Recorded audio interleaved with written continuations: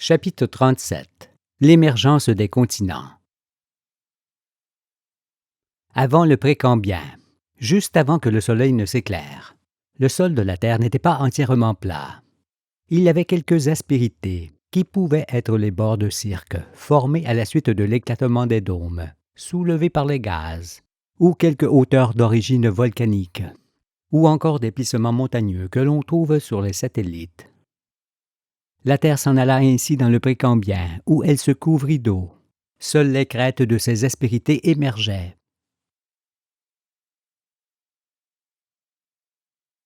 Processus d'émergence des terres. Jusqu'à la fin du Précambien, le noyau était un peu monté en température et avait réchauffé le manteau en conséquence.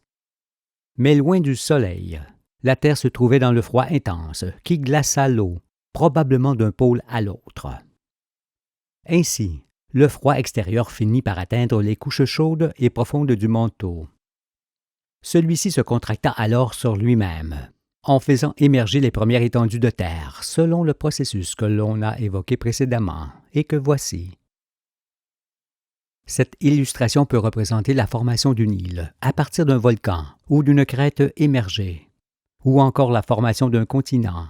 Tout dépend des dimensions qu'on lui donne. Mais c'est le principe de rétraction des couches qui importe. Car la formation des hauteurs, qui creusa les bassins en conséquence, se fit à partir de points durs émergés, ou des crêtes autour desquelles se produisaient ces apports successifs de terre, représentés par les flèches numérotées.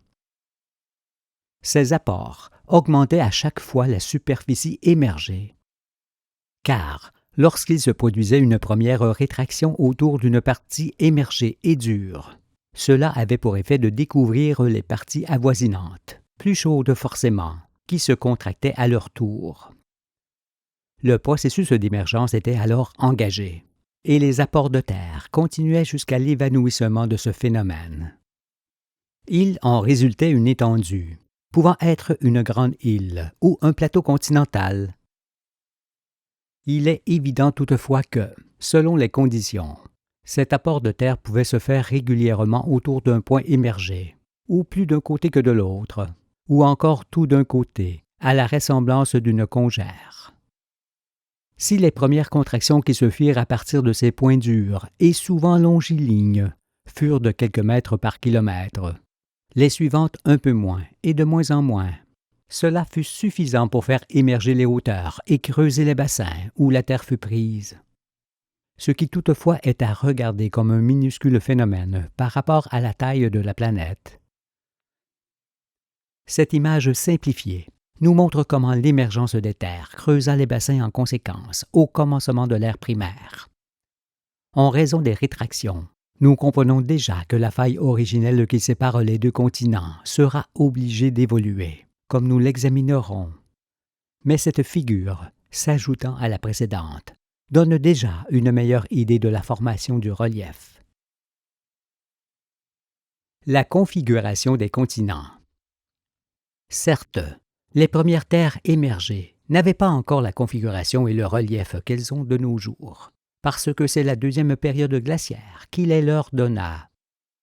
Cependant, il y avait déjà de vastes étendues sous le soleil au commencement du primaire, et des bassins conséquents.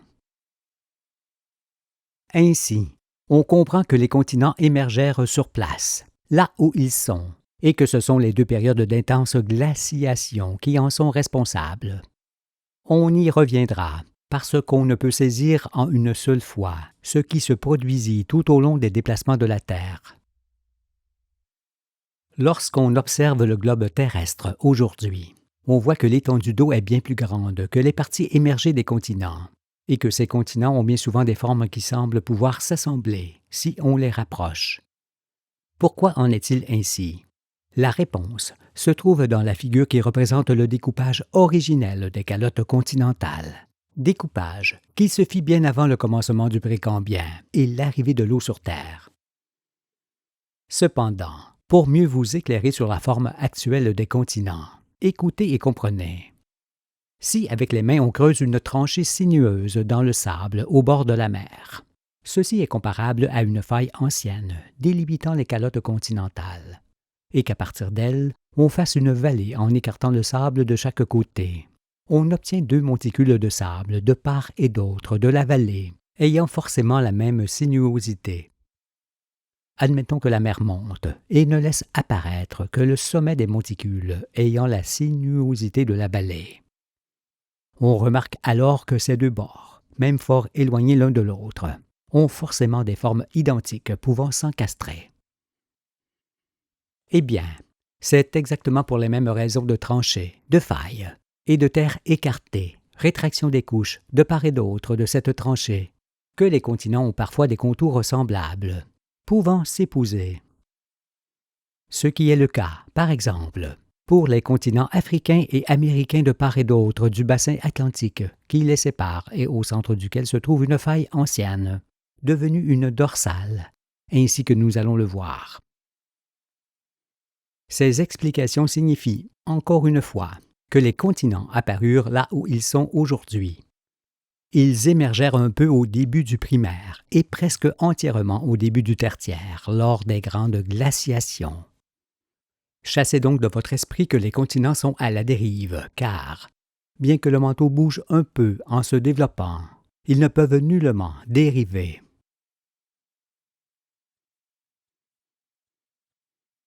La formation des dorsales. Ces failles dont on parle, qui sont les fractures originelles du sol, délimitant les calottes avant l'éclairement du soleil, s'ouvrirent de plus en plus profondément dans les âges. Il en fut ainsi en raison des vives rétractions des deux époques glaciaires et en raison de la croissance du noyau qui n'a jamais cessé. Ces lignes de fracture du sol devinrent progressivement les dorsales, que l'on trouve au fond des bassins sous forme de chaînes montagneuses. En effet, ces déchirures furent bien vite trouvées par les gaz, puis envahies par la lave qui, pressée par le poids du bassin rempli d'eau, remontait en surface. On peut comparer cela à une feuille de papier, déchirée en partie dans le milieu, que l'on poserait sur de la boue fluide et sur laquelle on ferait pression. La boue remonterait tout au long de la déchirure et se solidifierait en séchant. Ainsi, on aurait fait une dorsale, qui est comme une chaîne montagneuse, car la pression exercée sur la feuille est comparable à celle faite par le poids de l'océan, qui fait remonter la lave. En se solidifiant, cette lave soude les deux lèvres des déchirures et bloque les continents entre eux. Il s'agit évidemment du contraire même de ce que les géologues enseignent, parce que la lave ne peut avoir d'autre force que celle qui occasionne sa remontée. Elle ne peut donc absolument pas déplacer les continents comme ils le prétendent, et encore moins les faire plisser au loin, dans leurs parties émergées où ils sont plus épais et rigides. Cela n'est-il point évident? Le développement du noyau de la Terre, qui se fit au cours des ères, exerça des tensions entre les calottes continentales. À ces tensions lentes s'ajoutèrent celles dues aux rétractions rapides des couches lors des époques glaciaires, qui creusèrent les bassins en faisant émerger les continents.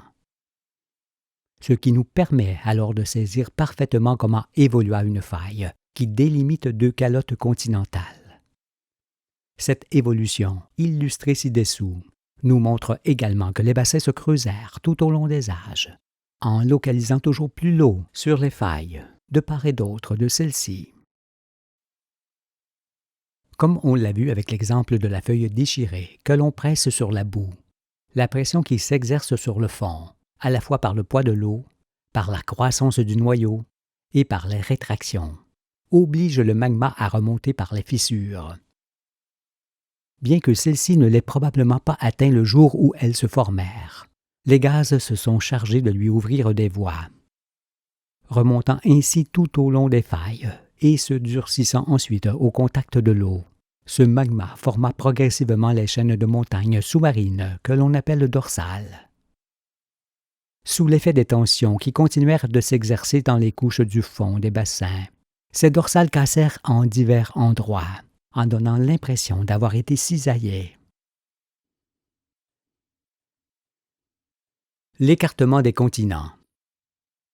À l'image d'une personne qui ne grandit pas indéfiniment, la Terre cessera sa croissance dans les âges.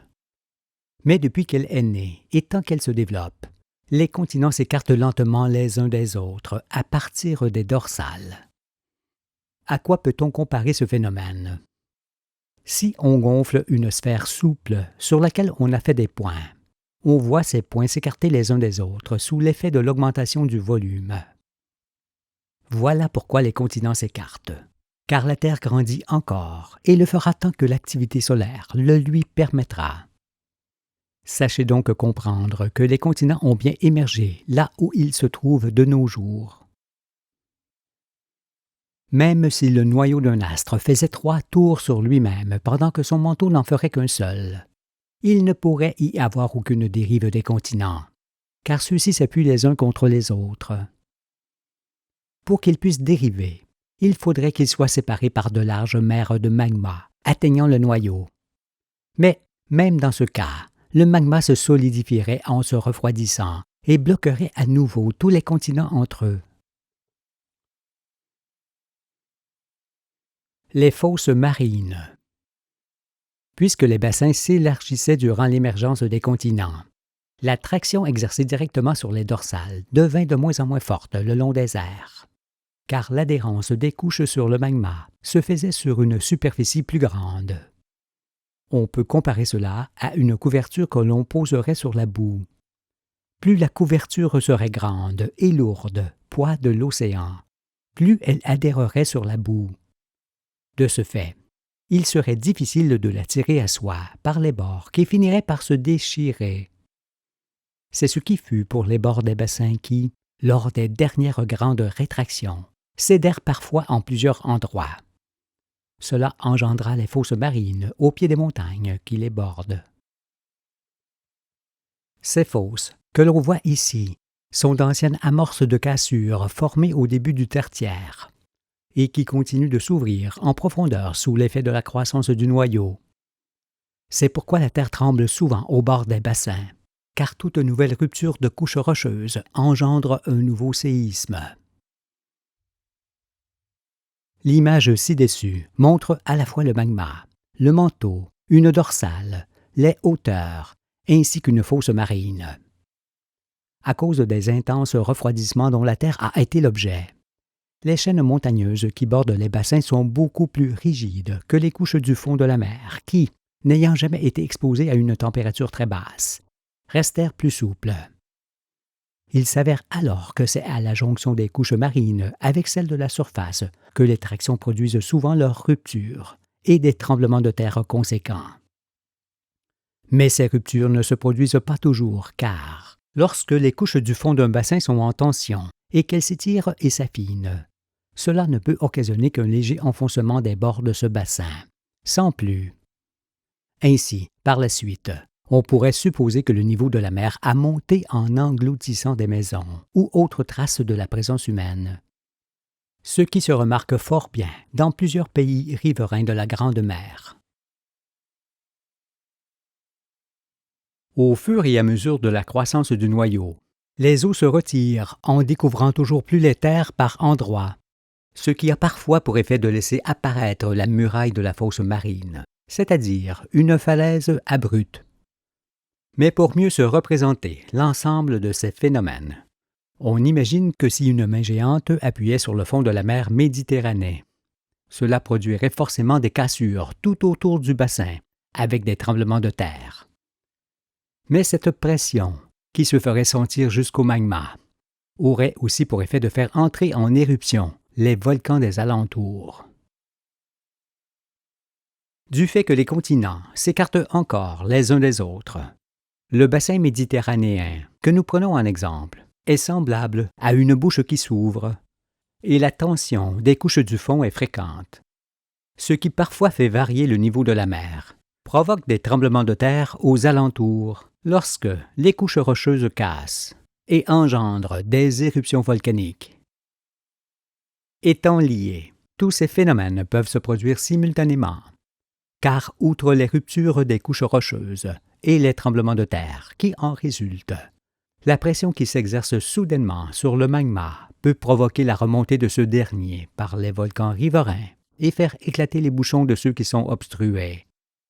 Il y a donc lieu de s'attendre en tout temps à ce genre de manifestation.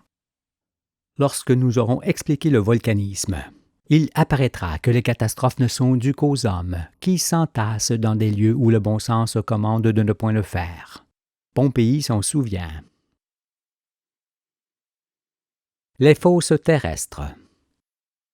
On a vu que les continents sont des calottes de faible épaisseur qui peuvent se rompre dans leurs parties émergées, plus dures et plus épaisses, lorsqu'elles sont trop grandes par rapport à la courbure du noyau qui ne cesse de se développer.